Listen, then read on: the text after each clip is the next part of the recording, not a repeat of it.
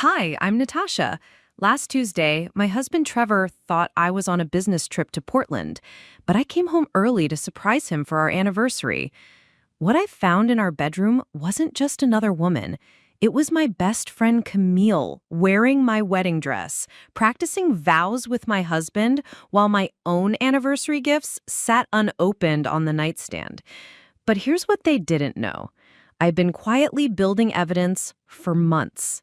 And what I did next didn't just end their affair, it ended both their careers, their reputations, and cost them everything they thought they'd stolen from me.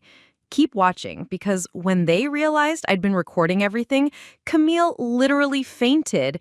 And Trevor, well, let's just say begging doesn't look good on a man who thought he was untouchable. Before we dive back in, let us know in the comments where you're watching from. And if this story resonates with you, don't forget to subscribe, because tomorrow's story is something truly special I can't wait to share. The October rain had been falling steadily in Millbrook Heights for 3 days straight, turning the suburban streets into rivers of amber light reflected from the street lamps. I'd grown to love this neighborhood over the past 4 years. The way Mrs. Henderson always waved from her garden, how the old oak trees formed a canopy over Maple Grove Drive, the quiet predictability of it all. Trevor and I had saved for 2 years to buy our little colonial house with the blue shutters and white picket fence. It was everything we dreamed about during those late-night conversations when we were just dating, planning our future over takeout containers and cheap wine. That Tuesday evening, I was supposed to be 3 hours away in Portland, sitting through another mind-numbing corporate training seminar about synergistic leadership dynamics, or whatever buzzword-heavy nonsense my marketing firm had decided was essential this quarter. I'd complained to Trevor about it for weeks, how I'd miss our anniversary, how these mandatory sessions were always scheduled at the worst possible times, how I'd rather spend the evening at home with him, maybe ordering from that little Italian place we discovered on our second date. "Don't worry, babe," he'd said just that morning, kissing my forehead as I loaded my overnight bag into my silver Honda Civic. "We'll celebrate when you get back. Maybe I'll plan something special." His smile had seemed genuine, warm, the same smile that had made me fall in love with him 6 years ago when we met at that terrible karaoke night at Murphy's Tavern downtown. But here's the thing about corporate training seminars. Sometimes they get canceled at the last minute due to unforeseen circumstances, which in this case meant the lead trainer, some hotshot consultant from New York, had gotten food poisoning and couldn't make the trip. The email came through just as I was checking into the Fairfield Inn on Congress Street. "Session postponed until next month. Sincere apologies for the inconvenience." Most people would have been annoyed. I was thrilled. It meant I could surprise Trevor for our anniversary after all. Maybe pick up some champagne and those chocolate-covered strawberries he loved from that bakery on 5th Street. What could be more special than a surprise anniversary reunion? The drive back from Portland usually took about 3.5 hours, but I pushed it a little, eager to get home. The rain had started just outside of Salem, and by the time I reached the outskirts of Millbrook Heights, it was coming down in sheets. I stopped at Rosewood Bakery just before they closed, grabbing Trevor's favorite chocolate eclairs and a bottle of that expensive champagne we'd been saving for a special occasion. What could be more special than a surprise anniversary reunion? Our house sat at the end of Maple Grove Drive, a quiet cul-de-sac where most of our neighbors were either young families like us or retirees who'd lived there for decades. The Morrison family next door had their porch light on, and I could see the blue glow of their television through their living room window. Everything looked normal, peaceful, exactly as it should be at 8:30 on a Tuesday evening. Trevor's black BMW was in the driveway, which made sense. He'd said he was planning to work from home that day, catch up on some quarterly reports for his accounting firm. But there was another car parked on the street directly in front of our house, a red Nissan Altima that looked familiar, though I couldn't immediately place it. Probably someone visiting the Hendersons, I thought, grabbing my bags and the bakery box. I used my key to unlock the front door quietly, planning to surprise him. The house was warm, welcoming, filled with the faint scent of the vanilla candles I'd lit before leaving that morning.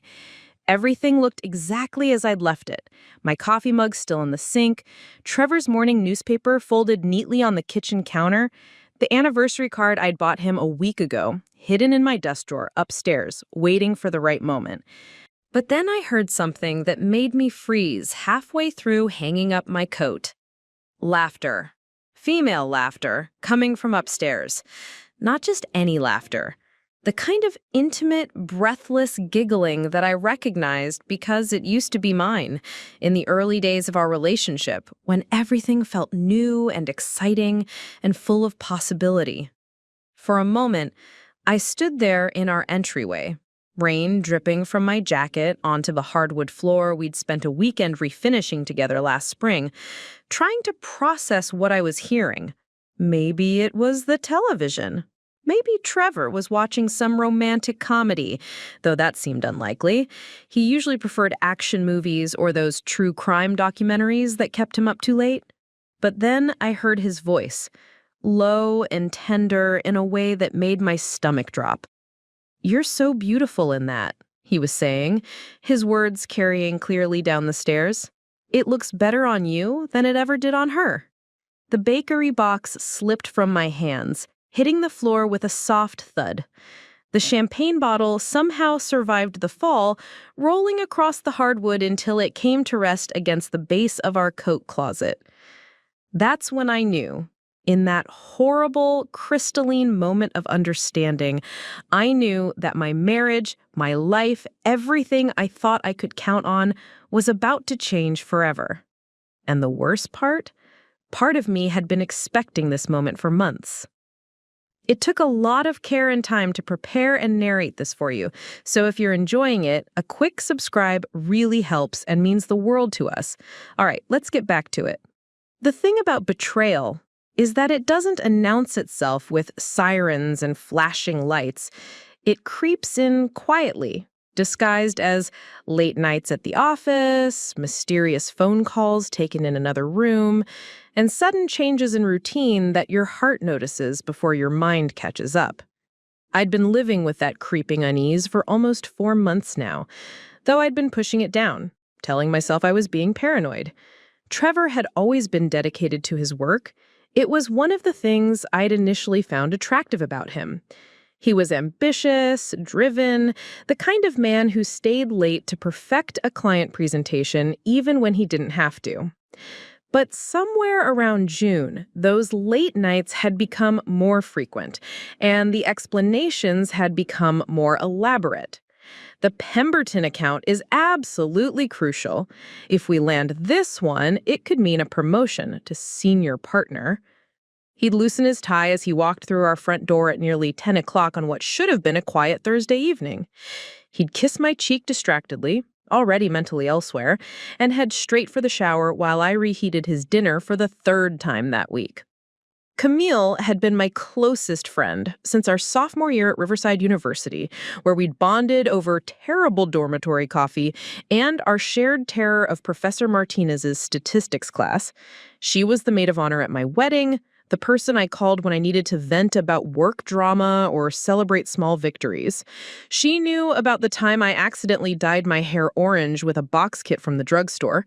She knew about my irrational fear of butterflies and my secret addiction to reality TV shows that I was too embarrassed to admit watching. She also knew that Trevor and I had been trying to have a baby for almost a year now, and the constant negative pregnancy tests were starting to wear on both of us. She'd been the one holding my hand in the parking lot of Dr. Richardson's office when we'd gotten the news that there was nothing medically wrong with either of us. Sometimes these things just took time. "Maybe the universe is just waiting for the perfect moment," she had said, squeezing my fingers as I cried quietly in the front seat of her red Nissan. That same red Nissan that was now parked outside my house at 8:30 on a Tuesday night when I was supposed to be 3 hours away in Portland. The hardwood floors in our entryway were original to the house, installed sometime in the 1940s when this neighborhood was first developed for returning soldiers and their young families. Trevor and I had spent countless hours researching the history of our street, learning that Maple Grove Drive had once been considered the height of suburban luxury, with tree-lined sidewalks and matching colonial houses. We'd felt like we were joining something bigger than ourselves, becoming part of a community with roots and traditions. I'd painted the walls myself, a warm sage green that complemented the natural wood tones and made the space feel welcoming rather than cramped. There were framed photos on the narrow console table by the door, our wedding day, a vacation to Yellowstone last summer, the housewarming party we'd thrown when we first moved in. In one picture, Camille and I were laughing over something trivial, our arms around each other's shoulders, both of us slightly tipsy from the champagne punch I'd made following my grandmother's recipe. Standing there now, listening to my husband's voice drift down from our bedroom, I found myself staring at that photograph with a kind of detached fascination. How long had this been going on? How many times had Camille sat at our kitchen table, drinking coffee from the blue ceramic mugs Trevor had bought me for my birthday, listening to me worry about our marriage while secretly knowing exactly why he'd been so distant? The vanilla candles I'd lit that morning were still burning in the living room, filling the house with the same scent I'd chosen for our wedding reception. I could see them flickering through the doorway, casting dancing shadows on the walls we'd painted together during our first month of marriage. Everything looked exactly the same as it had when I'd left that morning, but somehow it all felt different now, like I was seeing it through someone else's eyes. Our house had always been our sanctuary, the place where we planned our future and shared our dreams. The kitchen where Trevor had taught me to make his grandmother's famous lasagna. The living room where we'd spent Sunday mornings reading different sections of the newspaper, my feet tucked under his legs on the sofa. The master bedroom where we'd whispered about the children we hoped to have someday, choosing names and imagining what they might look like. Now, those same spaces felt foreign, contaminated by the knowledge of what had been happening here while I was at work, while I was traveling, while I was trusting in the foundation I thought we'd built together. I could hear movement upstairs now, footsteps crossing our bedroom floor, the creak of the old floorboard near the window that we'd always meant to fix but somehow never got around to. There was music playing softly, something classical that I didn't recognize but that sounded formal, ceremonial. My hands were surprisingly steady as I quietly set down my purse and overnight bag. The champagne bottle had rolled under the coat closet, and I left it there, somehow knowing that this wouldn't be a night for celebration. The chocolate eclairs from Rosewood Bakery lay scattered across the hardwood floor, their delicate pastry shells cracked and oozing cream, a perfect metaphor for everything that was about to be broken. I'd worked so hard to build this life, this home, this marriage. I'd compromised and communicated and tried to be the supportive wife that Trevor seemed to need. I'd put my own career ambitions on hold when his film required longer hours. I'd managed our social calendar, maintained our friendships, kept our house running smoothly while he focused on building his professional reputation. And now, standing in the entryway of the home we'd chosen together, listening to evidence of how thoroughly I'd been betrayed, I realized that all of that effort, all of that trust, all of those small daily acts of love and loyalty had been nothing more than a performance for an audience that was never really watching. But here's what Trevor and Camille didn't know about me. I'd learned a long time ago that the quietest people are often the ones who see everything. And I'd been seeing a lot more than they realized. The classical music grew louder as I climbed the stairs, each step deliberate and silent on the thick carpet runner we'd installed last Christmas. Trevor had insisted on the deep burgundy color, saying it would add elegance to our home. Now it felt like I was walking on blood. My heart wasn't racing the way you'd expect it to in a moment like this. Instead, everything felt surreal, like I was watching someone else's life unfold from a great distance. The wedding photos lining the stairway wall seemed to mock me as I passed. Images of Trevor and me dancing, cutting cake, surrounded by friends and family who'd believed in our happiness. Camille was in half of these pictures, beaming as my maid of honor, holding my train, catching my bouquet, with that radiant smile I'd thought was genuine joy for my future. The music was coming from our bedroom stereo system, the expensive Bose speakers Trevor had bought himself for his last birthday. It was Pachelbel's Canon in D, the same piece I'd walked down the aisle to 4 years ago. The same piece that was supposed to be sacred, reserved for the most important moment of my life.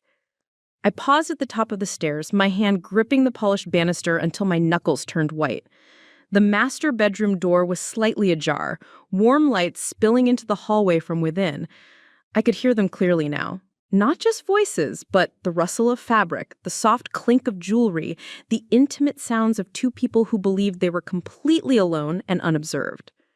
"Turn around," Trevor was saying, his voice tender in a way that made my stomach clench. Camille was, "Do you think she'll notice it's been moved?" I tried to put everything back exactly where I found it. "She never pays attention to that stuff," Trevor replied, and I could hear the dismissive shrug in his tone. "Natasha's always so focused on work, she wouldn't notice if we rearranged the entire closet." The casual cruelty of that statement hit me harder than if he'd screamed. This wasn't just about sex or attraction or a moment of weakness. This was about fundamental disrespect, about viewing me as someone so insignificant that my own possessions could be borrowed and my own space violated without consequence. I pressed myself against the wall and edged closer to the doorway, every instinct screaming at me to turn around, to leave, to preserve whatever was left of my dignity by not witnessing whatever was happening in there. But I couldn't move. I had to know exactly what I was dealing with. Through the crack in the door, I could see our bed, the king-size platform bed we'd saved up for during our first year of marriage, with the white Egyptian cotton sheets I'd bought at a department store sale. Camille was standing in front of our full-length mirror, the one that usually reflected my morning routine as I got ready for work. She was wearing my wedding dress. Not just any white dress, my actual wedding dress, the one I'd spent months choosing, the one hanging carefully preserved in our walk-in closet inside a specialized garment bag. The ivory silk moved like liquid as she turned, the intricate beadwork catching the light from our bedside lamps. She'd even put on my pearl necklace, the one that had been my grandmother's, passed down through 3 generations of women in my family. But it wasn't just that she was wearing my dress. She was practicing walking down an imaginary aisle holding a makeshift bouquet of flowers she must have picked from our garden. White roses from the bush Trevor had planted for a second anniversary, baby's breath from the border I'd designed myself last spring. Trevor was sitting on the edge of our bed, still wearing his work clothes, but with his tie loosened, watching her with an expression I'd never seen before. It wasn't just lust or infatuation, it was reverence, the kind of look a man gives when he's imagining his future, planning his forever. "Say it again," Camille whispered, stopping her practice walk and turning to face him. "Say what you said earlier about starting over." Trevor stood up and crossed to her, taking her hands in his. In our bedroom, wearing my grandmother's necklace, surrounded by the furniture we'd chosen together and the photos of our life together, he looked into my best friend's eyes and said, "After the divorce is final, we'll have a real wedding. Something perfect, something that actually means something, not like the mistake I made before." The mistake I made before?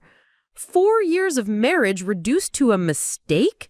4 years of shared dreams, inside jokes, quiet Sunday mornings, and all the tiny intimacies that make up a life together, all of it dismissed as casually as if he were talking about choosing the wrong restaurant for dinner? Camille laughed that same bright laugh I'd heard 1,000 times during girls' nights out, movie marathons, and late-night phone calls when one of us needed support. She said, "I can't wait to see Natasha's face when she finds out. She's always been so smug about having the perfect marriage.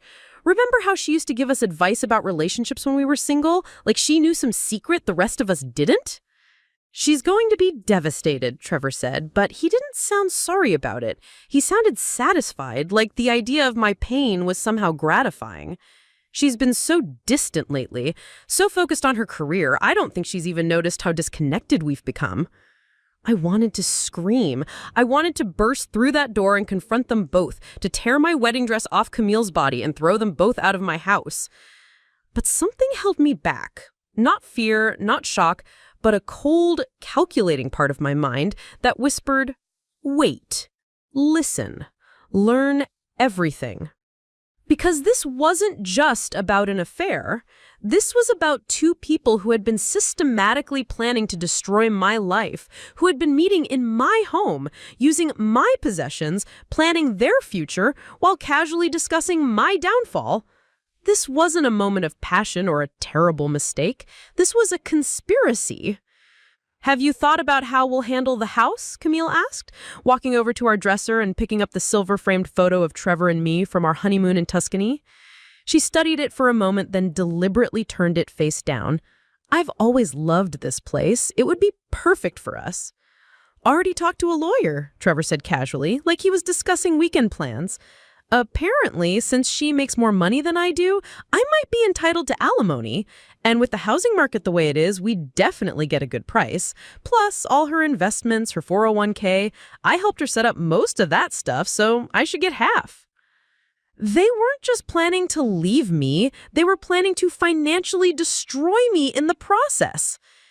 Camille sat down at my vanity table, the same one where I did my makeup every morning, where I'd gotten ready for our wedding day 4 years ago. She started removing my grandmother's necklace, handling it with the casual familiarity of someone who'd worn it before. How many times had they been here? How many times had she sat in my space, worn my things, slept in my bed? "What about her job?" Camille asked, meeting Trevor's eyes in the vanity mirror. "She's so proud of that promotion she got last year. Senior Marketing Director." She said my title with mock reverence, rolling her eyes. Trevor laughed, actually laughed at my professional achievement. "That won't last long once word gets out about her instability. I mean, what kind of woman doesn't notice her husband's having an affair for 6 months? Her colleagues are going to wonder about her judgment, her attention to detail. Hard to trust someone with major accounts when they can't even manage their own personal life." 6 months? They'd been doing this for 6 months, and they'd been planning not just to end my marriage, but to destroy my reputation, my career, my financial security. This wasn't betrayal. This was warfare. But as I stood there in my own hallway, listening to them dismantle my life with the casual efficiency of accountants balancing books, I realized something that would have surprised them if they'd known. I wasn't breaking down. I wasn't falling apart. I was getting angry. And when I got angry, I got strategic. Camille stood up from the vanity and walked back toward Trevor, my wedding dress rustling with each step. "I can't wait to be Mrs. Trevor Blackstone," she said, and I watched him spin her around in a circle, both of them laughing like teenagers planning a prank. Mrs. Trevor Blackstone. She was planning to take not just my husband, not just my home, but my name, my identity. That's when I smiled for the first time since walking into my house.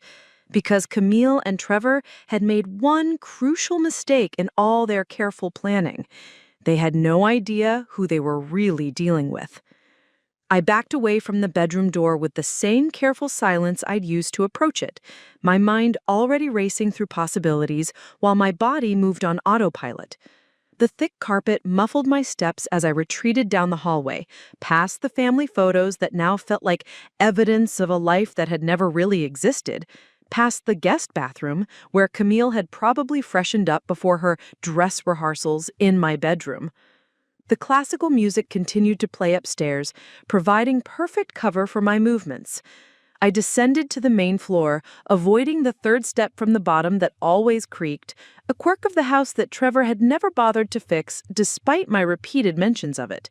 Funny how someone could live with you for 4 years and still not pay attention to the details that mattered to you.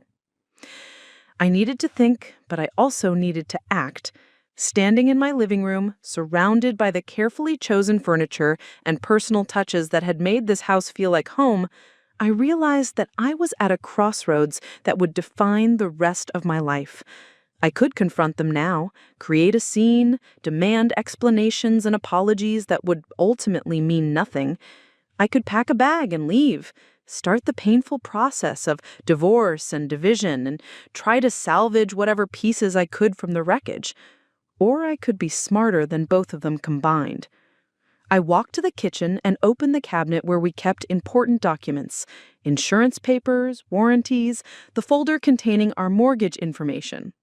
Hidden behind the stack of utility bills was something I'd purchased 3 months ago but had never used, a small digital recording device barely larger than a USB drive that I'd bought during a moment of paranoid clarity when Trevor's explanations for his late nights started to feel increasingly rehearsed.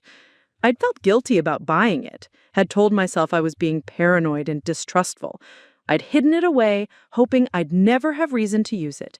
Now, holding the sleek black device in my palm, I realized that some part of me had known this moment was coming long before my conscious mind was ready to admit it.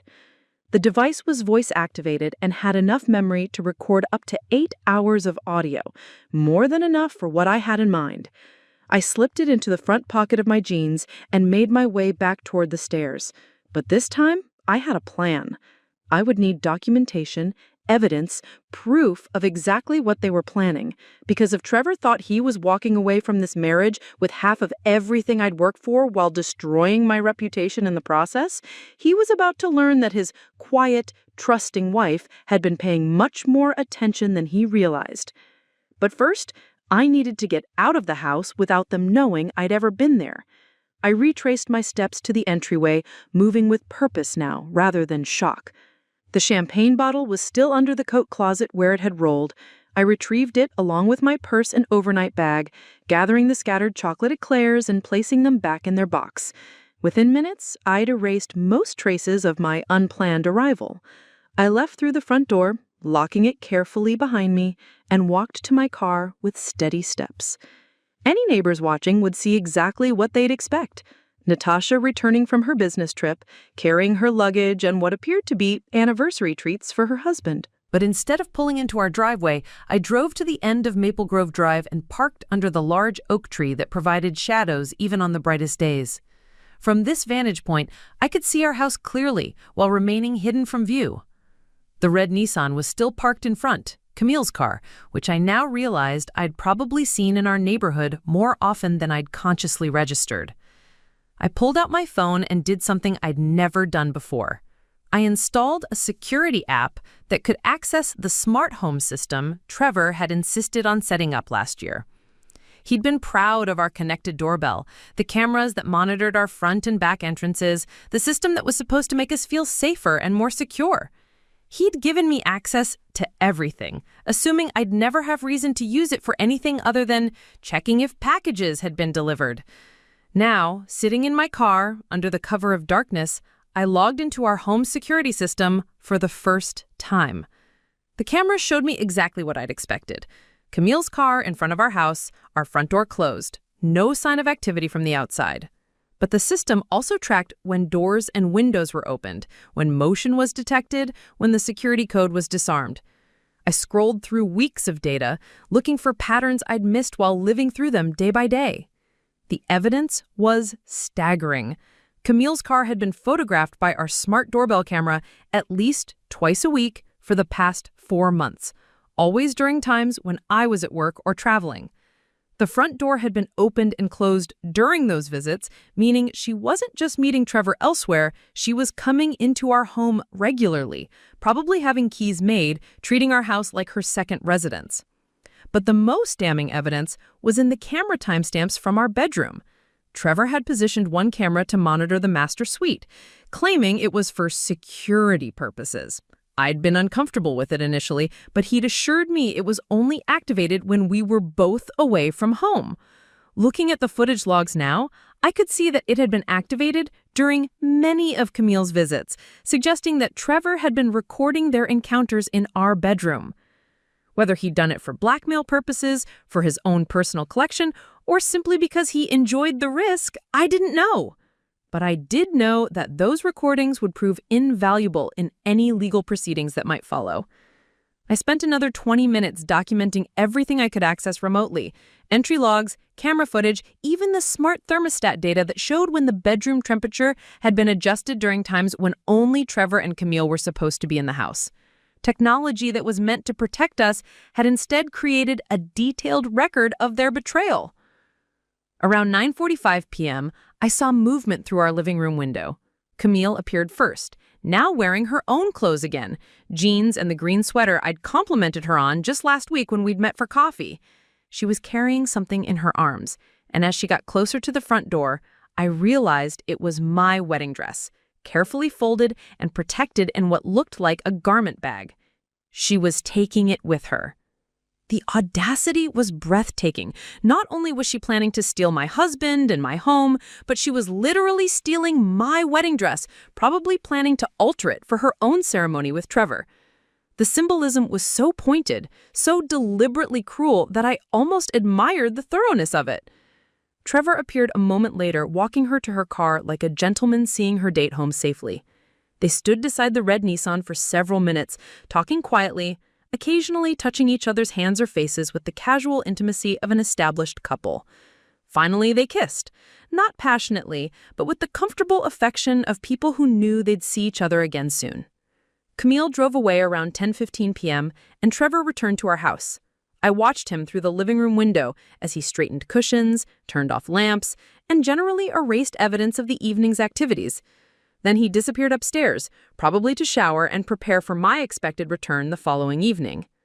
I waited another 15 minutes to make sure he'd settled in for the night, then I started my car and drove to the Fairfield Inn, where my room was still reserved for the night.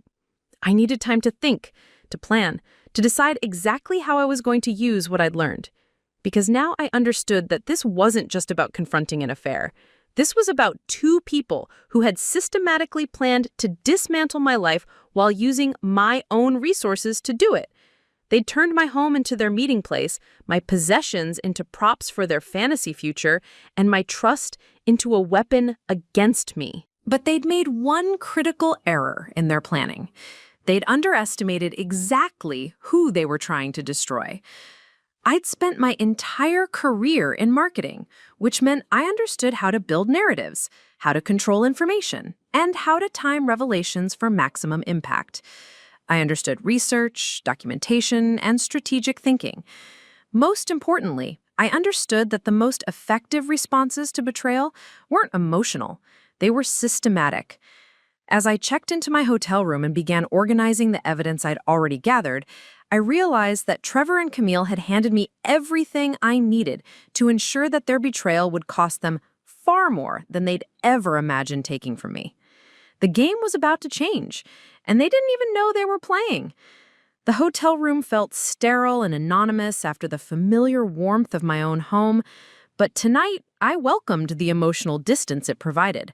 I spread my laptop, phone, and the small recording device across the polyester bedspread and began the methodical work of building a case that would change everything. What Trevor and Camille didn't know about me was that my marketing career had taught me skills that extended far beyond creating campaigns for organic skincare products and boutique fitness studios. I'd spent the last 8 years learning how to research target audiences, analyze behavioral patterns, and most importantly, how to gather and organize information in ways that told compelling, undeniable stories. My most recent promotion to senior marketing director hadn't just been about creativity or client management. It had been about my ability to conduct thorough competitive intelligence. I knew how to find information that people thought they'd hidden, how to connect digital footprints that seemed unrelated, and how to build narratives from data that others might dismiss as coincidental. Now, sitting cross-legged on scratchy hotel sheets with my laptop glowing in the dim room, I turned those professional skills toward the most personal investigation of my life. I started with social media, something I'd rarely paid attention to when it came to my own relationships, but that I analyzed religiously for work. Camille's Instagram account, which I'd occasionally liked posts on but never really studied, told a story I'd been too trusting to see. Scrolling back through 4 months of her posts, I found dozens of subtle hints about her relationship with Trevor. Photos of expensive dinners at restaurants I'd never been to, tagged with locations throughout our city but never mentioning who she was dining with. Wine glasses photographed in pairs, expensive bottles that I knew were beyond her budget as a freelance graphic designer. Designer clothing that had appeared in her wardrobe gradually, pieces that cost more than her typical income could support. But the most damning evidence was hidden in the background details of her photos. In a selfie from 3 weeks ago, taken in what appeared to be a hotel bathroom, I could see the corner of a familiar toiletry bag, the leather one I'd bought Trevor for our second anniversary. In another photo, a casual shot of her morning coffee, the mug was sitting on a surface I recognized, the granite countertop of our kitchen island. She'd been documenting their relationship in plain sight, confident that I was too oblivious to notice or too trusting to interpret the signs correctly. Trevor's social media presence was more circumspect, but equally revealing once I knew what to look for. His LinkedIn profile showed several new connections over the past few months: divorce attorneys, real estate agents, financial advisors.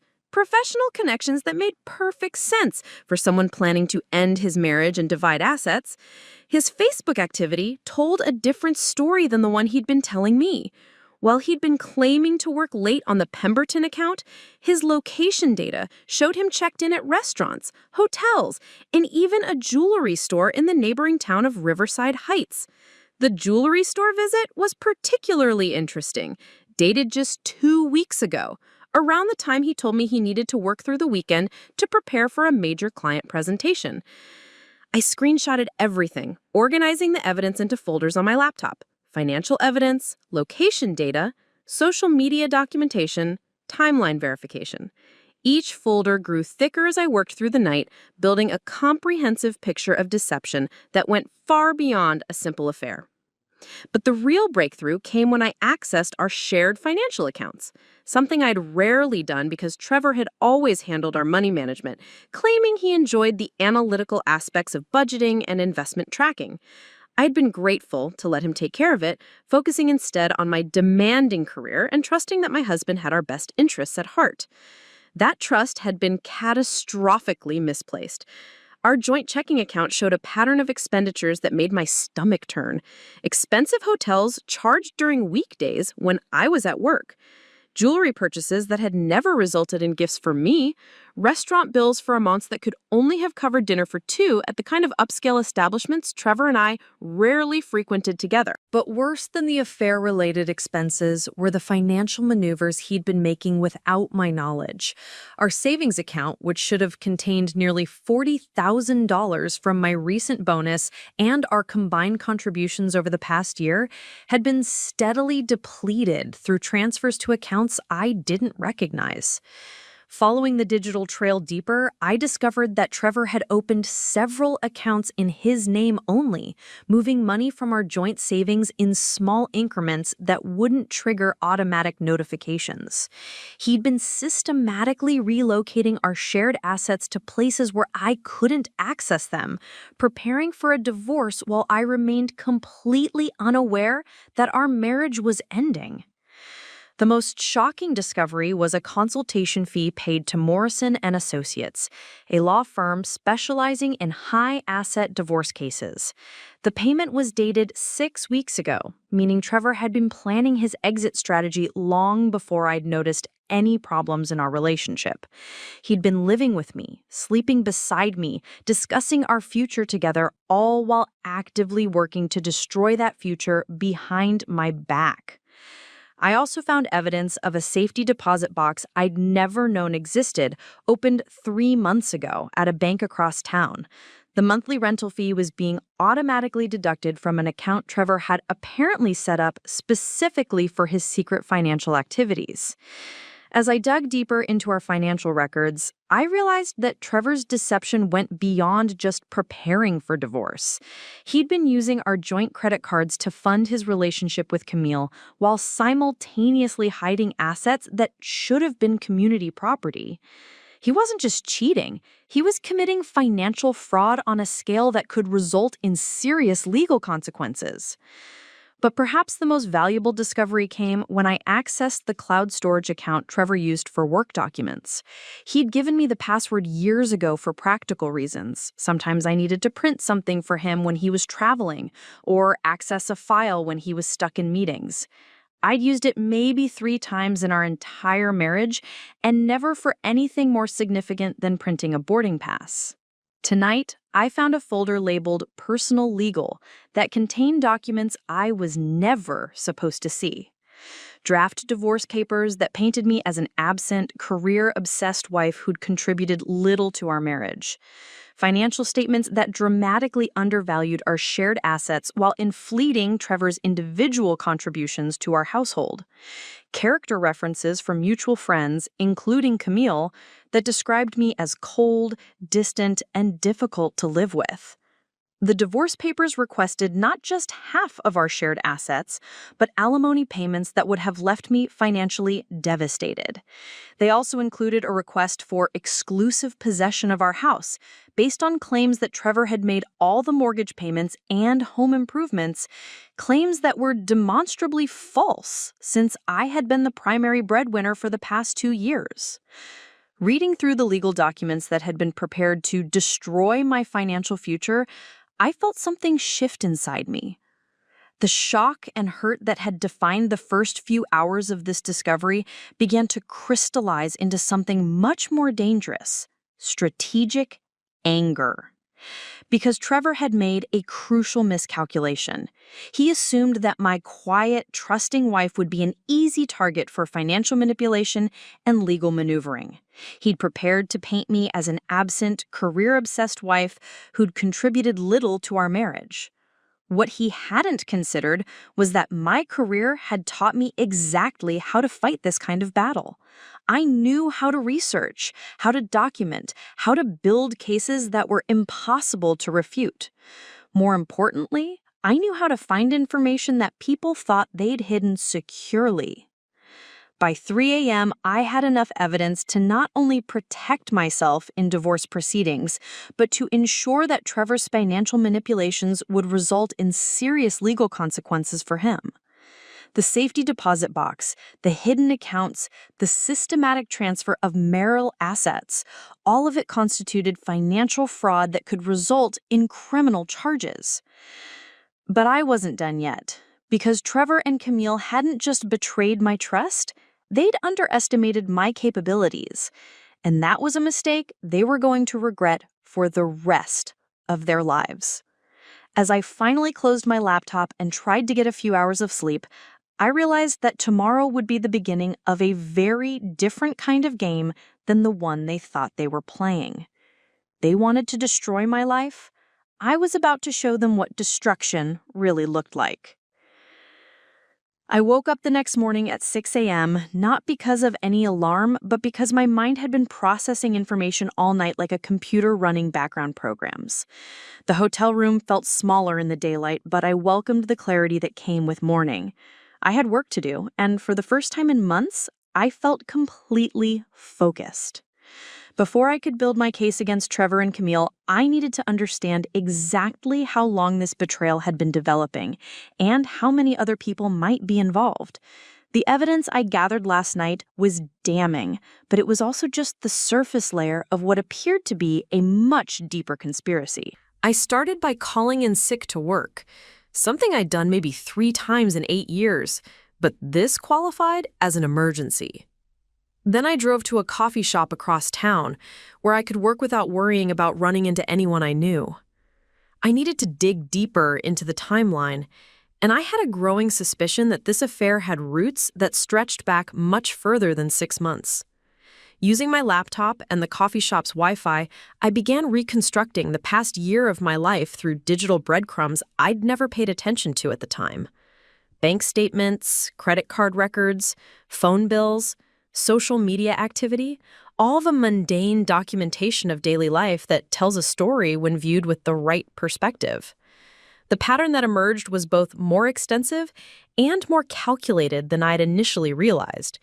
Trevor's deception didn't begin 6 months ago. It had been building for over a year, starting with subtle changes that I'd attributed to work stress and natural relationship evolution. The first red flag I'd missed was last Christmas. Camille had been unusually involved in our holiday plans, offering to help with shopping, suggesting restaurants for our anniversary dinner, even volunteering to house sit when we went to visit Trevor's parents. At the time, I'd been grateful for her support, especially since work had been particularly demanding. Now I realized she'd been inserting herself into our relationship systematically, learning our routines, our financial situation, our plans for the future. Looking back through my text messages with Camille, I found conversations that took on sinister new meaning in light of what I now knew. Messages where she'd asked seemingly innocent questions about Trevor's work schedule, our vacation plans, even our attempts to start a family. She'd positioned herself as my confidant while gathering intelligence that she was sharing with my husband. But the most shocking discovery came when I accessed Trevor's phone records through our family plan account. I'd never had reason to look at them before, but as the account holder, I had access to detailed logs of every call and text message. What I found there made everything else pale in comparison. Trevor and Camille had been in contact almost daily for 14 months, long before I'd noticed any problems in our marriage. Their communication had started innocently enough, brief exchanges about birthday party planning or group dinner arrangements, even volunteering to house sit when we went to visit Trevor's parents. At the time, I'd been grateful for her support, especially since work had been particularly demanding. Now I realized she'd been inserting herself into our relationship systematically, learning our routines, our financial situation, our plans for the future. The phone records also revealed something that made my blood run cold. Trevor had been in contact with divorce attorneys since last February, nearly 10 months before I'd had any inkling that our marriage was in trouble. He'd made dozens of calls to legal offices, financial advisors, and even a private investigator whose specialty, according to his website, was asset discovery and high net worth divorces. But perhaps most damaging was the discovery that Trevor had been secretly recording our conversations for months.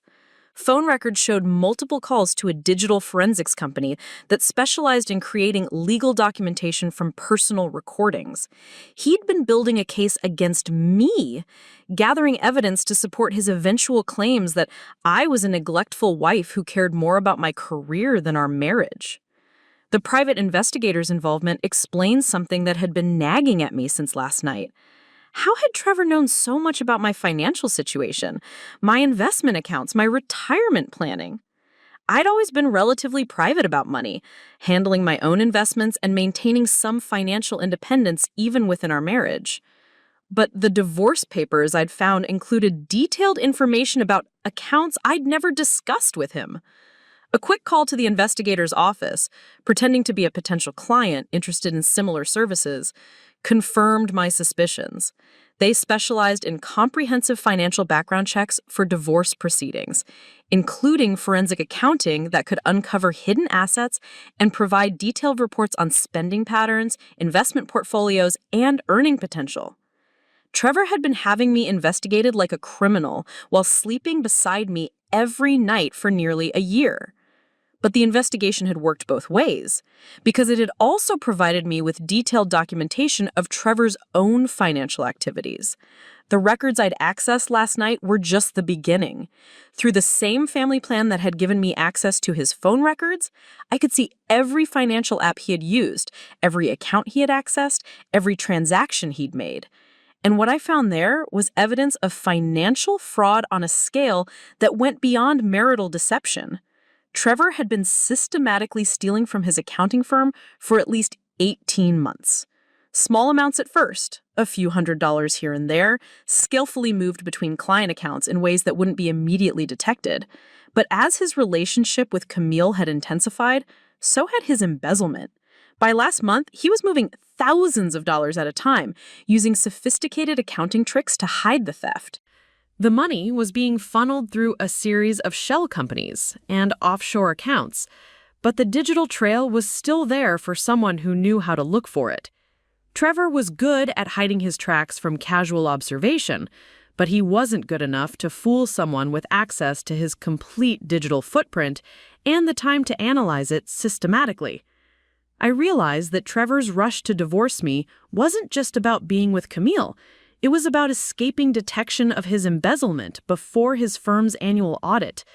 By divorcing me quickly and painting me as a distracted spouse who'd never paid attention to his business affairs, he could create distance between himself and any potential investigation while simultaneously blaming any suspicious financial activity on marital stress and poor decision-making. The scope of his crimes was staggering, Based on the records I could access, he'd stolen nearly $200,000 from his firm over the past 18 months. Money that had funded his relationship with Camille, paid for the expensive hotels and restaurants, covered the costs of the divorce attorneys and private investigators. But Trevor had made one crucial error in his criminal planning. He'd used our shared devices and accounts to manage parts of his illegal activity. Email confirmations for financial transfers, password recovery messages for suspicious accounts, even GPS tracking data that placed him at locations related to his embezzlement. All of it was accessible through the family accounts and shared services that made our married life convenient. As I sat in that coffee shop, documenting evidence of crimes that could send my husband to prison for several years, and to ensure that Camille would face serious legal consequences as an accessory to his crimes, I realized that I was holding far more power than Trevor had ever imagined possible. He'd spent over a year planning to destroy my life, but in the process, he'd handed me everything I needed to destroy his. The affair with Camille was just the tip of the iceberg. Trevor was a criminal, and his desperate rush to escape his marriage was motivated by much more than love for another woman. He was trying to escape the consequences of felony theft, and he'd planned to use me as his cover story and scapegoat. But I wasn't going to be anyone's scapegoat. Not anymore. By noon, I had enough evidence to send Trevor to prison for several years, and to ensure that Camille would face serious legal consequences as an accessory to his crimes. But I wasn't ready to make my move yet, because I'd learned something important about strategic warfare. The most devastating attacks are the ones your enemies never see coming. Trevor and Camille thought they were playing a game where they held all the advantages. They had no idea that the quiet, trusting wife they'd been deceiving was about to become their worst nightmare. The game was about to change completely, and they wouldn't understand what hit them until it was far too late to defend themselves. The next phase of my plan required precision timing and flawless execution. I couldn't simply dump all the evidence I'd gathered and hope for the best. I needed to orchestrate a series of moves that would systematically dismantle Trevor and Camille's lives while protecting myself from any potential blowback. My first call was to Rebecca Martinez, a former colleague who'd left marketing 3 years ago to become a forensic accountant specializing in white-collar crime. We'd maintained a friendship built on mutual respect for each other's analytical minds, and I knew she'd appreciate the complexity of what I was dealing with. "Natasha?" Rebecca's voice was surprised but pleased when she answered my call. "It's been months. How are you and Trevor doing?" "That's actually why I'm calling," I said, settling into the corner booth of the coffee shop where I'd spent the morning. "I need your professional opinion on something, and I need to know that this conversation is completely confidential." The change in her tone was immediate. Rebecca had built her reputation on discretion and thoroughness, and she understood that people didn't call forensic accountants for casual advice. "Of course. What's going on?"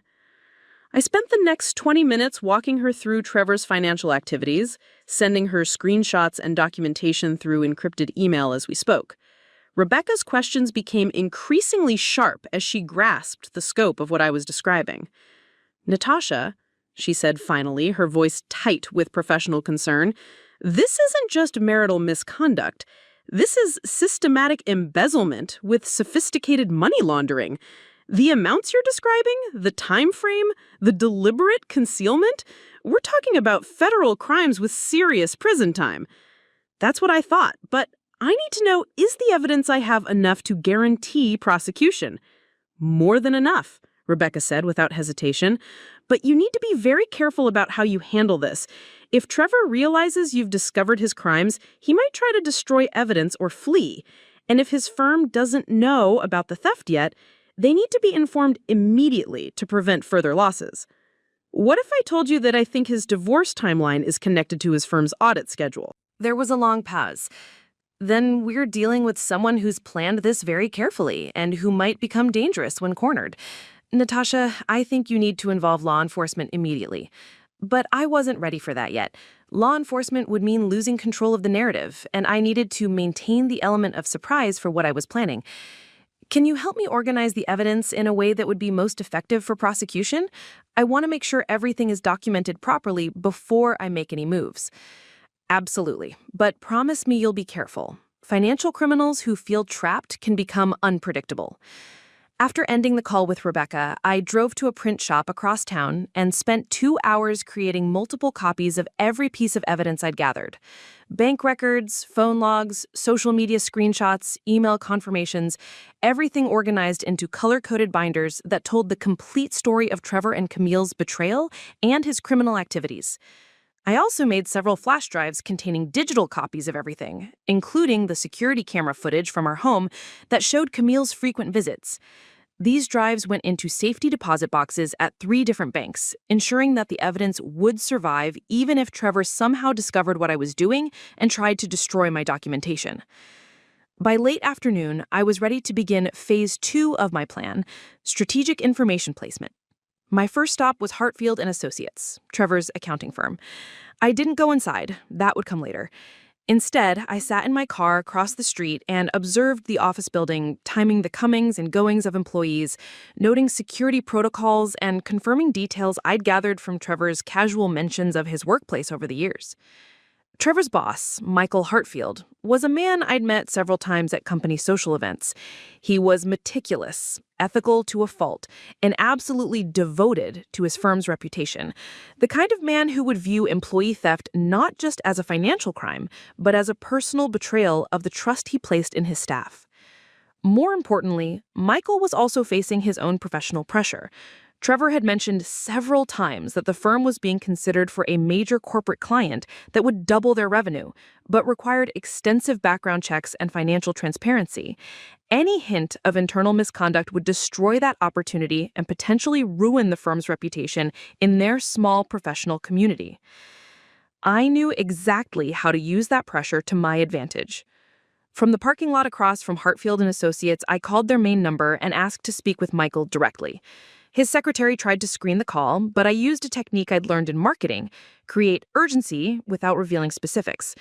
This is regarding a time-sensitive legal matter that affects the firm directly. I need to speak with Mr. Hartfield today, and he'll want to take this call. Michael came on the line within minutes, his voice professional but slightly tense. This is Michael Hartfield. I understand you have some urgent legal matter to discuss. Mr. Hartfield, this is Natasha Blackstone, Trevor's wife. I'm calling because I've documented evidence of criminal activity that directly involves your firm, and I believe you need to be informed immediately. Michael's voice faltered slightly. Mrs. Blackstone, that's a very serious allegation. Can you be more specific about what you've discovered? I have documented evidence that Trevor has been embezzling money from client accounts for over 18 months. The total amount exceeds $200,000, and I believe it's connected to his current personal situation. I think you need to see this evidence. Michael's voice faltered slightly. Mrs. Blackstone, I'm going to need to ask you to come in to discuss this further. Can you be here within the hour? I can be there in 20 minutes. And Mr. Hartfield, you're going to want to secure Trevor's access to your financial systems before this conversation happens. After ending the call with Rebecca, I sat in my car for a few minutes, steadying my nerves for what was about to happen. I was about to destroy my husband's career and freedom, and while he deserved every consequence that was coming, the magnitude of what I was setting in motion was sobering. But Trevor had made his choices. He'd chosen to steal money from his employer to fund an affair with my best friend. He'd chosen to plan my financial destruction while pretending to love me. He'd chosen to turn our home into a stage for his betrayal and our marriage into a cover story for his crimes. Now he was going to face the consequences of those choices.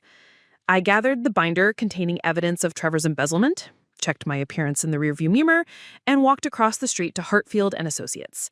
The receptionist was expecting me and led me directly to Michael's corner office where he was waiting with the firm's other senior partner, David Chen, and a woman I didn't recognize who introduced herself as their legal counsel.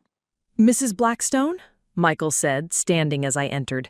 His face was pale and drawn, the look of a man who just learned that his worst professional nightmare might be coming true.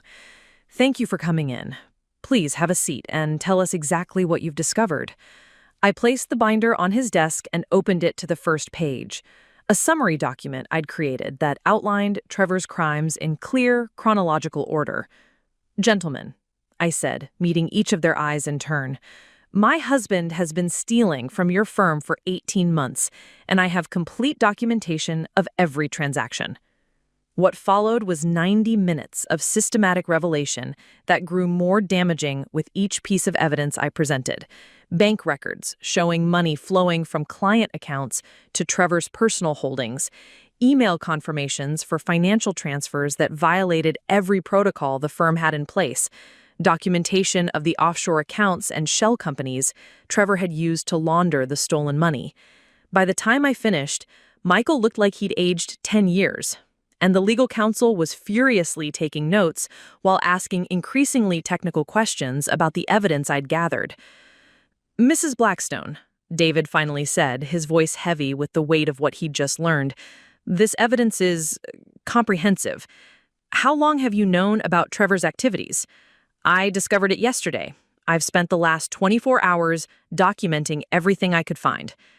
And Trevor has no idea that you know? None whatsoever. As far as he knows, I'm still on a business trip in Portland and won't be home until tonight." Michael leaned back in his chair, staring at the evidence spread across his desk. "We're going to need to involve law enforcement immediately.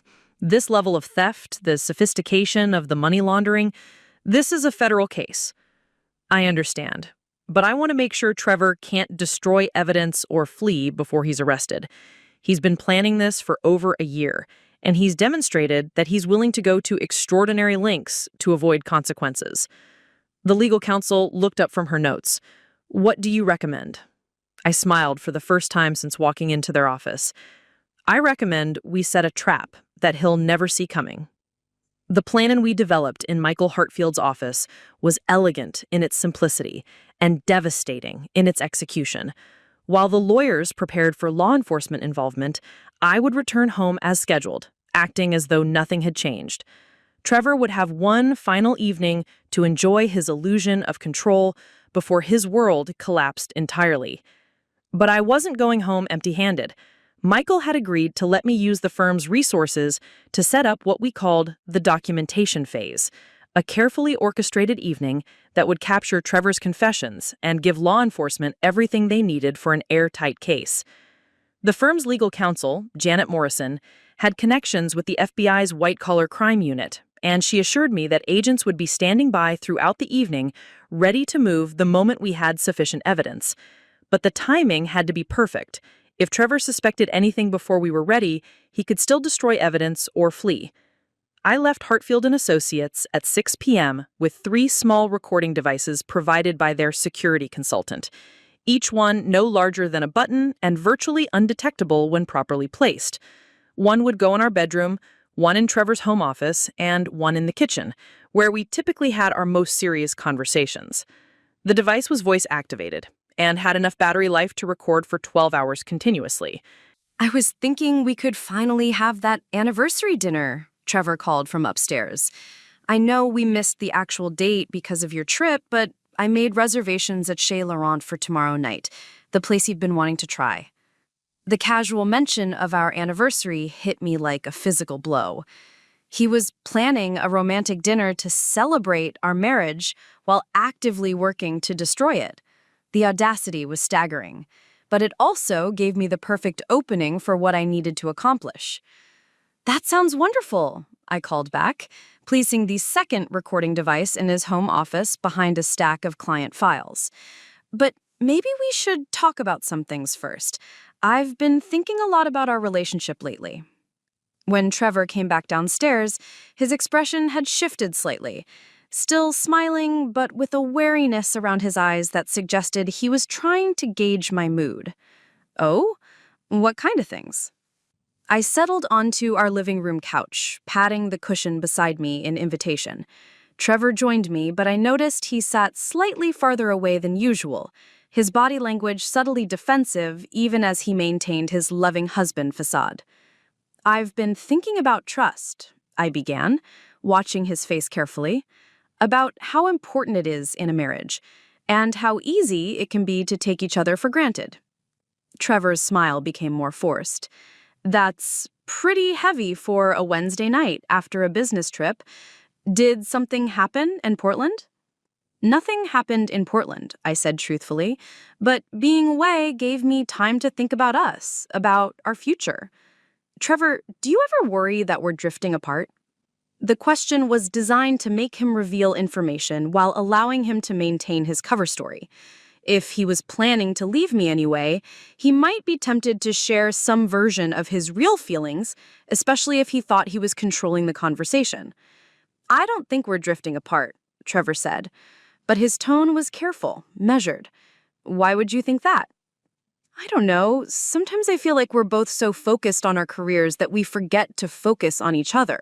Like, I realized in Portland that I don't even know what you're working on lately. That big account you mentioned, Pemberton, how is that going? Trevor's reaction was immediate and telling. His shoulders tensed slightly and he looked away before answering. It's complicated. Actually, there have been some changes at the firm lately. Some restructuring that might affect my position. This was new information. Trevor had never mentioned any restructuring, and it wasn't consistent with what I'd learned about Hartfield and Associates during my research. Either he was creating a cover story for his eventual departure, or something else was happening that I didn't know about. What kind of restructuring? I asked, keeping my voice concerned rather than suspicious. Just budget adjustments. You know how it is in professional services. Clients change their needs and we have to adapt. Trevor stood up abruptly, clearly uncomfortable with the direction of the conversation. I'm going to open some wine, that bottle of Pinot Grigio you like. While Trevor was in the kitchen, I placed the third recording device in our bedroom, tucking it behind the alarm clock on his nightstand. Every conversation we had for the rest of the evening would be documented, creating a record that could be used in both criminal and divorce proceedings. When Trevor returned with wine glasses, I decided to escalate the conversation. The recording devices were in place, and I needed to start drawing out information that would be valuable to investigators. Trevor, I need to ask you something, and I need you to be completely honest with me. His hand froze halfway to his mouth, the wine glass suspended in midair. Okay, he said slowly. Are you happy in our marriage? The question hung between us like a live wire. Trevor set down his wine glass and studied my face, clearly trying to determine what had prompted this line of inquiry and how much I might know. That's a big question. Why are you asking? Because I care about you, and I care about us. And if you're not happy, if there's something missing from our relationship, I want to know about it. I want us to work through whatever problems we might have. Trevor was quiet for a long moment, and I could see him weighing his options. He could continue lying, maintaining the charade until he was ready to implement his exit strategy, or he could use this opening to begin preparing me for the divorce he was planning, perhaps testing how I might react to news that our marriage was in trouble. Natasha, I think we've both been avoiding some difficult truths about our relationship. What kind of truths?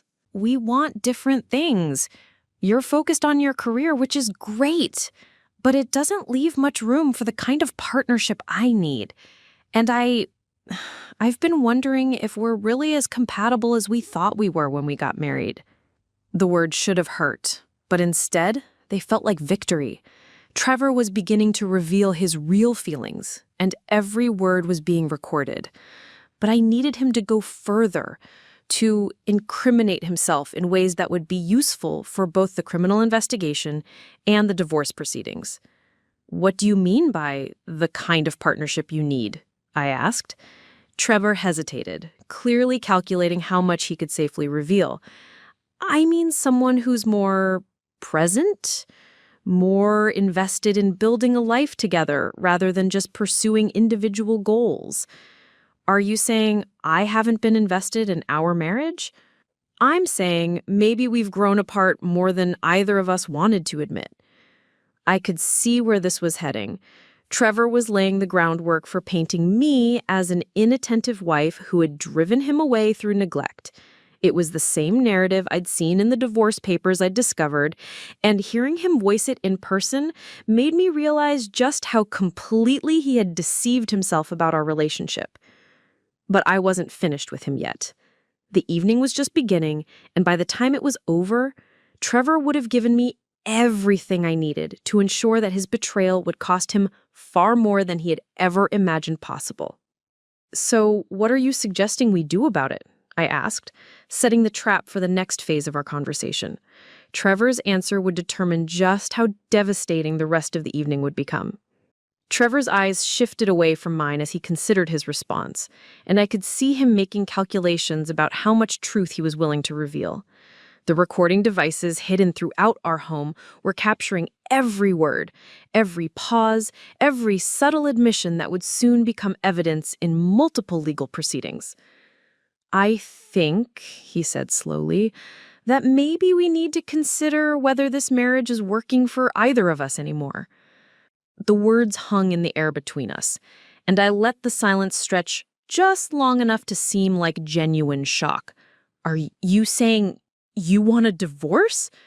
"I'm saying maybe we should be honest about the fact that we've become different people than we were when we got married."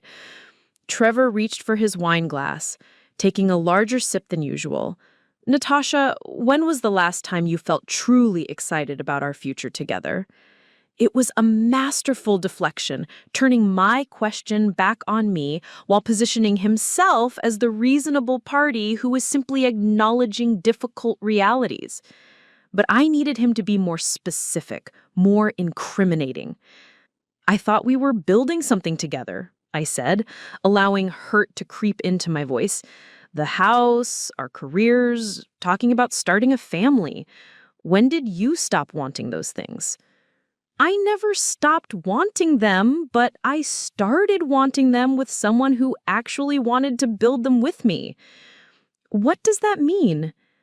Trevor set down his wine glass and turned to face me fully, his expression shifting into something I'd never seen before. Not anger exactly, but a kind of cold assessment that made me realize I'd never really known my husband at all. "It means I've met someone who understands what partnership actually looks like. Someone who doesn't see relationships as something to fit around the edges of everything else that matters to them." My heart was racing, but I forced myself to remain calm. This was exactly what I needed. Trevor admitting to the affair on record, but I needed him to go further. "You've met someone?" I asked, my voice barely above a whisper. "Yes." The word came out flat, matter of fact, like he was confirming a dinner reservation. "How long has this been going on?" Trevor had the grace to look slightly uncomfortable, but he didn't back down. "Long enough to know that what we have isn't working, and what I could have with her is everything I've been missing." "Who is she?" The pause that followed was the longest yet. Trevor was weighing whether to reveal Camille's identity, and I could see him deciding that full disclosure might actually work in his favor. If he was planning to divorce me anyway, maintaining the pretense of secrecy was no longer necessary. "It's Camille," he said finally. I stared at him in what I hoped looked like stunned disbelief rather than strategic satisfaction. "Camille? My Camille? My best friend, Camille?" "She was your friend, but she's become much more important to me than that." "How could you do this? How could both of you do this to me?" Trevor's expression hardened, and for the first time that evening, I saw a glimpse of real anger. Not guilt or regret, but irritation at having to deal with my reaction to his choices. "Because we fell in love," he said, as if that explained everything. "Because sometimes life doesn't follow the neat little plans we make, and you have to be willing to make difficult decisions when you find something real." "Something real?" I repeated. "What we had wasn't real?" "What we had was comfortable," Trevor said, his voice growing colder with each word. "It was safe and predictable and ultimately empty. Being with Camille has shown me what it feels like to be truly understood by someone, to be with someone who actually prioritizes our relationship. I needed to push him further, to get him to reveal the full scope of what they'd been planning. So what happens now? You just leave? We just end our marriage so you can be with my best friend? We end our marriage so I can be with the woman I love, Trevor corrected. And yes, that's exactly what's going to happen. What about the house, our finances, everything we've built together? This was the crucial moment. I needed Trevor to reveal his financial plans, ideally including some admission of the embezzlement that would tie his criminal activities to his personal motivations.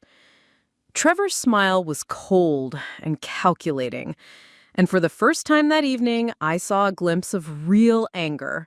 Not guilt or regret, but irritation at having to deal with my reaction to his choices. What we've built together, he repeated.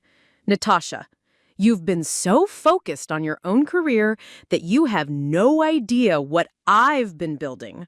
While you were claiming the corporate ladder and traveling for work, I was making strategic decisions about our future, our real future, not these fantasies about suburban bliss and baby names.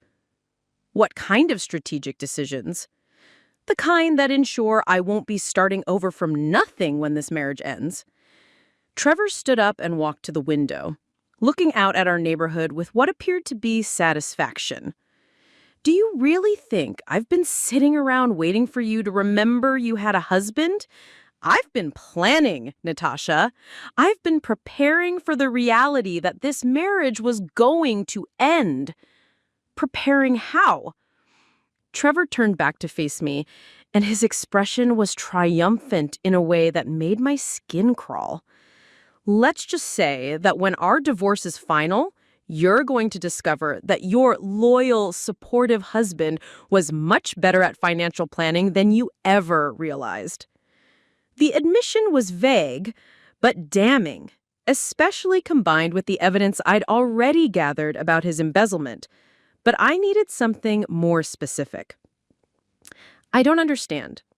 Are you saying you've been hiding money from me? I'm saying I've been protecting assets that you never bothered to pay attention to.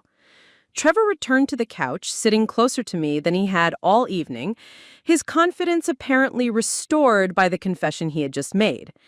You want to know the truth, Natasha? While you were playing marketing executive and traveling to important meetings, I was making strategic decisions about our future, our real future, not these fantasies about suburban bliss and baby names. What kind of strategic decisions? The kind that ensure I won't be starting over from nothing when this marriage ends. Trevor stood up and walked to the window, looking out at our neighborhood with what appeared to be satisfaction. Do you really think I've been sitting around waiting for you to remember you had a husband? I've been planning, Natasha. I've been preparing for the reality that this marriage was going to end. Preparing how? Trevor turned back to face me, and his expression was triumphant in a way that made my skin crawl. Let's just say that when our divorce is final, you're going to discover that your loyal, supportive husband was much better at financial planning than you ever realized. The admission was vague, but damning, especially combined with the evidence I'd already gathered about his embezzlement. But I needed something more specific. I don't understand. Are you saying you've been hiding money from me? I'm saying I've been protecting assets that you never bothered to pay attention to. Trevor returned to the couch, sitting closer to me than he had all evening, his confidence apparently restored by the confession he had just made. You want to know the truth, Natasha? While you were playing marketing executive and traveling to important meetings, I was making strategic decisions about our future, our real future, not these fantasies about suburban bliss and baby names. Every word was being recorded. Every admission was documenting his crimes. And with each revelation, I realized that Trevor's downfall would be even more complete than I'd originally planned. By the time he finished talking, I had enough evidence to destroy him utterly. But the evening wasn't over yet, because I still had one final surprise that would ensure Trevor understood exactly who he'd been underestimating all along. The dawn of reckoning had finally arrived, though Trevor didn't know it yet. He'd fallen asleep on the couch sometime after midnight, exhausted by his own confessions and apparently satisfied that he'd finally been honest with me about the destruction he'd been planning. The irony wasn't lost on me. He thought his honesty had been a gift to our relationship, when in reality it had been a signed confession to multiple felonies. I'd barely slept, my mind racing through the final details of what would unfold over the next few hours. The recording devices had captured everything: Trevor's admissions of embezzlement, his detailed descriptions of how he'd hidden stolen money, his casual discussion of destroying my financial future, and his complete confession to the affair with Camille. At 6 a.m., I quietly retrieved the 3 recording devices, transferring their contents to my laptop while Trevor continued sleeping. The files went immediately to encrypted cloud storage, with copies sent to Rebecca Martinez, the FBI agent Janet Morrison had connected me with, and the lawyers at Hartfield and Associates. By 7 a.m., I was dressed for what would be the most important performance of my life. I looked professional but approachable, the image of a woman who had discovered terrible truths but was handling them with dignity and strength. Trevor woke up just after 7:30, stretching on the couch and looking momentarily confused about where he was. When he saw me fully dressed in the kitchen, his expression shifted to mild concern. "You're up early?" he said, his voice hoarse from sleep and wine. "Did I fall asleep out here? I'm sorry, last night was intense." "Yes, it was," I agreed, pouring myself coffee with steady hands.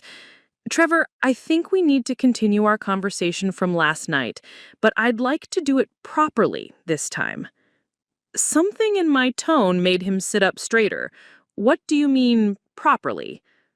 "I mean with complete honesty from both of us, because last night, while you were telling me about your affair with my best friend, you left out some important details." Trevor's face went pale, but he tried to maintain his composure. "I don't know what you mean." "I think you do." I walked to the kitchen counter and picked up a manila folder I'd prepared that morning. I opened the folder and spread its contents across our kitchen table. Bank statements showing his embezzlement, screenshots of his financial transfers, documentation of his hidden accounts, and photos of Camille wearing my wedding dress taken from our home security system. Trevor stared at the evidence spread before him, his face cycling through shock, fear, and finally a kind of desperate calculation as he tried to determine how much I knew and what his options might be. "How did you—" Stop, realizing that the question would only confirm his guilt. "How did I find out about your criminal activities? Trevor, you've been using our shared devices and accounts to manage your embezzlement operation. Did you really think I wouldn't be able to access the same information you've been working with?" "Natasha, I can explain." "No," I interrupted, my voice calm but absolutely firm. "You've done enough explaining. Now it's my turn to talk, and your turn to listen." I pulled out my phone and opened the voice recording app, setting it on the table between us. Trevor's eyes fixed on the device like it was a weapon pointed at his chest. "You recorded me?" he finally managed. "I recorded everything. Your confessions to embezzling over $200,000 from your firm, your detailed descriptions of the money laundering operation you've been running, your admission that you've been planning this divorce for over a year while stealing marital assets. All of it." Trevor lurched to his feet, his chair scraping against the kitchen floor. "You can't use that. I didn't consent to being recorded." Actually, in this state, I only need one party's consent to record a conversation. And since I was a party to the conversation, Everything you said is perfectly legal evidence. I smiled, and for the first time in our entire relationship, I saw Trevor look at me with something approaching fear. But here's the really interesting part, Trevor. While you were confessing to crimes, I was simultaneously providing that information to the FBI. The blood drained from Trevor's face so completely that for a moment I thought he might faint, just like Camille would when she discovered what was coming for her. "The FBI?" he whispered. "Agent Patricia Coleman, White Collar Crime Unit. She's been very interested in the evidence I've provided about your embezzlement activities. So interested, in fact, that she's prepared arrest warrants for both you and Camille as an accessory to your financial crimes." Trevor collapsed back into his chair, his hands shaking as the full scope of his situation became clear. "Camille doesn't know about the money. She's not involved in that part. Isn't she?" I pulled out another document, bank records showing deposits to Camille's personal account that corresponded exactly with Trevor's theft timeline. These deposits to her account, always just under the amount that would trigger reporting requirements, suggest otherwise. Did you think I wouldn't trace where the stolen money went? "Those were gifts," Trevor said desperately. "Personal gifts between us. She didn't know where the money came from." That might be believable if you hadn't also used stolen money to pay for the hotel rooms where you met, the restaurants where you dined, and the jewelry store where you bought her an engagement ring 3 weeks ago. I placed the receipt for the ring on the table. "Yes, Trevor, I found that too." Trevor was staring at the evidence like a man watching his life collapse in real time, which was exactly what was happening. But I wasn't finished yet. "There's something else you should know," I continued. "Yesterday afternoon, I met with Michael Hartfield and the other partners at your firm. They've been conducting their own investigation since I provided them with evidence of your crimes. And they've discovered that your embezzlement was even more extensive than I initially realized." "What do you mean?" "I mean, you've stolen over $300,000, not $200,000. I mean, your firm is facing potential bankruptcy because of your actions. And I mean that Michael Hartfield is personally devastated because he trusted you like a son. And you repaid that trust by stealing from him and his partners." Trevor's face crumpled, and for the first time since I'd known him, he began to cry. Not the tears of remorse or guilt, but the tears of a man who'd finally realized that his careful planning had led to his complete destruction. "The FBI will be here within the hour," I said quietly. "They'll be arresting you on charges of embezzlement, money laundering, and fraud. Depending on how cooperative you are, you're looking at between 5 and 15 years in federal prison." "And Camille?" "They'll arrest her this morning as well. The evidence shows she knowingly benefited from your crimes and helped you conceal them. At minimum, she's looking at accessory charges and conspiracy." Trevor looked up at me through his tears, and I saw something I'd never seen before: complete defeat. "Why didn't you just leave? Why did you have to destroy everything?" The question was so absurd, so completely divorced from reality that I almost laughed. "I didn't destroy anything, Trevor. You destroyed your own life the moment you decided to steal money to fund an affair with my best friend. You destroyed it when you used our home as a stage for your betrayal. You destroyed it when you planned to divorce me while painting me as the villain in our marriage." I stood up and gathered the evidence from the table, leaving only the recording device running between us. "But you made one crucial mistake in all your planning." "What mistake?" "You assumed that your quiet, trusting wife was weak. You assumed that because I didn't demand attention or create drama, I was someone who could be easily discarded and financially destroyed without consequences." I met his eyes one final time. "You were wrong." The sound of cars pulling into our driveway interrupted whatever Trevor might have said next. Through the kitchen window, I could see 3 black SUVs with government plates, and agents in suits were already walking toward our front door. "That would be the FBI," I said, checking my watch. "Right on time." Trevor stared at me with something approaching awe, as if he was finally seeing me clearly for the first time in our relationship. "Who are you?" "I'm the woman who spent 4 years loving you completely, supporting your career, and building a life that I thought we both wanted. But more importantly, I'm the woman who documented every crime you committed and every lie you told. The doorbell rang, followed immediately by authoritative knocking. I'm also the woman who's about to watch you face the consequences of underestimating the wrong person. As I walked to answer the door, I could hear Trevor behind me, his voice broken and desperate. "Natasha, please, we can work this out. I can fix this." But it was far too late for fixing anything. Trevor had made his choices, and now he would live with the results. The FBI agents were professional and thorough, their arrest of Trevor proceeding exactly as Agent Coleman had described when we'd spoken that morning. As they led him away in handcuffs, I realized that this was the last time I would see my husband as a free man. By afternoon, the news had spread throughout our social circle, our neighborhood, and both of our professional communities. Trevor Blackstone, respected accountant and trusted community member, had been arrested for embezzling hundreds of thousands of dollars from his firm. His accomplice and lover, Camille Rodriguez, had been arrested as an accessory to his crimes. The woman who had exposed them both? She was simply continuing with her life, having learned that sometimes the most devastating revenge is simply allowing people to face the natural consequences of their own actions. 6 months later, I sold our house and moved across the country to take a position as chief marketing officer for a technology startup. Trevor was sentenced to 8 years in federal prison. Camille received 3 years for her role in concealing his crimes. As for me, I learned that betrayal, while painful, can also be liberating. It freed me from a marriage that was built on deception and from relationships that were never as genuine as I'd believed. But most importantly, I learned that quiet people aren't weak